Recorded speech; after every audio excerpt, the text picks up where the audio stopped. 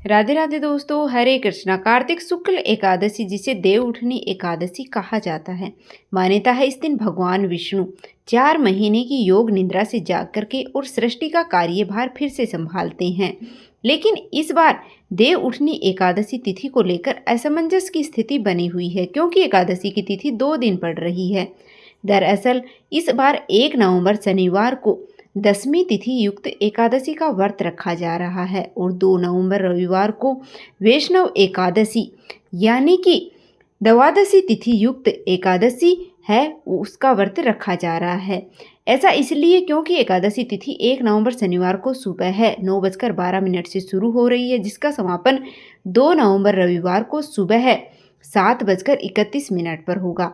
ऐसे में अगर बात करें कि किस तिथि में व्रत रखना ज़्यादा सही रहेगा, तो देखिए, वैसे तो आप दोनों ही दिन यानी कि शनिवार और रविवार के दिन एकादशी का व्रत रख सकते हैं, लेकिन दसवीं तिथि मिली हुई एकादशी का व्रत ज़्यादा शुभ नहीं माना जाता है। और जिस दिन एकादशी और द्वादशी तिथि दोनों ही तिथियों का संयोग पड़ रहा हो, तो इस दिन एकादशी का व्रत रखना चाहिए, क्योंकि सभी वैष्णव संप्रदाय या मोक्ष प्राप्ति की कामना रखने वाले दूजी एकादशी का ही व्रत रखते हैं। इस बार 1 नवंबर शनिवार को भद्रा भी लग रही है। भद्रा काल रात्रि 8:27 से शुरू होगा और भद्रा की समाप्ति अगले दिन रविवार को सुबह 7:31 पर समाप्त होगी। भद्रा का वास इस बार मृत्युलोक में यानी कि पृथ्वी लोक पर रहेगा। यह भद्रा सभी शुभ कार्यों के लिए अशुभ होगी।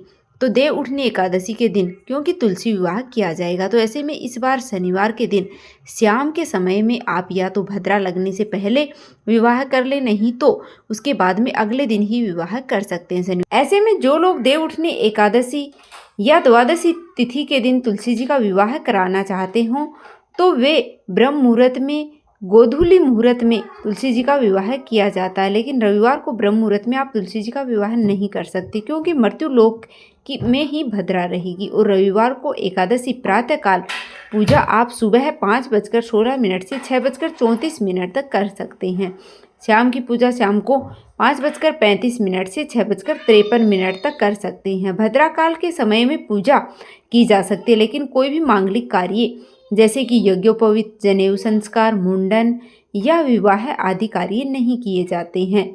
द्वादशी तिथि इस बार 2 नवंबर रविवार को सुबह 7:32 से शुरू होगी और इसके साथ ही हरिवासर का समय भी रविवार को सुबह प्रारंभ हो जाएगा। द्वादशी तिथि 3 नवंबर सोमवार को सुबह 5:07 पर समाप्त होगी। इसके बाद में त्रयोदशी तिथि प्रारंभ हो जाएगी। हरिवासर का समय द्वादशी तिथि का प्रथम 1/4 पहर होता है और एकादशी नियमों के अनुसार हरिवासर के समय में व्रत नहीं खोला जाता है। जो भक्त जानकारी के अभाव से या जानबूझकर हरिवासर में एकादशी के व्रत का उपवास खोलते हैं, उनके द्वारा रखे गए समस्त एकादशी व्रतों का पुण्य नष्ट हो जाता है।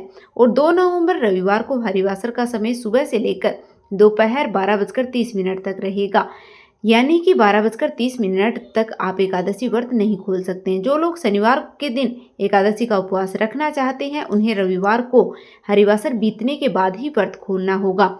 व्रत का पारण का जो मुहूर्त रहेगा वह 2 नवंबर रविवार को दोपहर 1:11 से 3:23 तक रहेगा।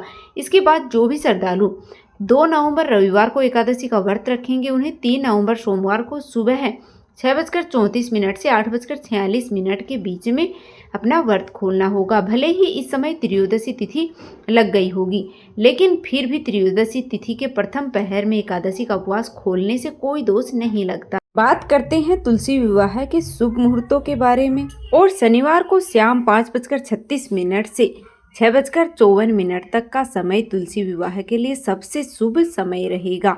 वहीं 2 नवंबर रविवार को शाम 5:35 से 6:53 तक का मुहूर्त तुलसी विवाह के लिए उत्तम रहेगा।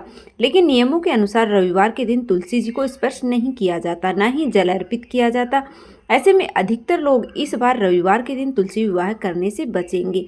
अगर आप विवाह करना चाहते हैं तो इसी मुहूर्त में आप विवाह कर सकते हैं, वरना सोमवार के दिन तुलसी विवाह के लिए सबसे उत्तम दिन रहेगा। 3 नवंबर सोमवार को आप दोनों मुहूर्तों में विवाह कर सकते हैं, सुबह 4:51 से 6:52 के बीच में, या फिर शाम को 5:34 से 6:52 तक आप किस दिन एकादशी का व्रत रखेंगे या तुलसी विवाह करना चाहेंगे, तो आप किस दिन विवाह करेंगे, कमेंट बॉक्स में आप जरूर बताइएगा। आप सभी को देवउठनी एकादशी की हार्दिक शुभकामनाएं। भगवान श्री हरि और माता लक्ष्मी की कृपा आप और आपके समस्त परिवार पर बनी रहे। तुलसी विवाह कैसे करना है, क्या क्या सामग्री चाहिए, उन सब की वीडियो आपको चैनल पर मिल जाएंगी। देव कैसे उठाए जाते हैं और देव उठान कैसे बनाया जाता है, उन सब की वीडियो आपको इस चैनल पर मिलने वाली हैं। तो आपने अभी तक इस चैनल को सब्सक्राइब नहीं किया है तो प्लीज़ चैनल को सब्सक्राइब करना बिल्कुल भी मत भूलिएगा। मिलते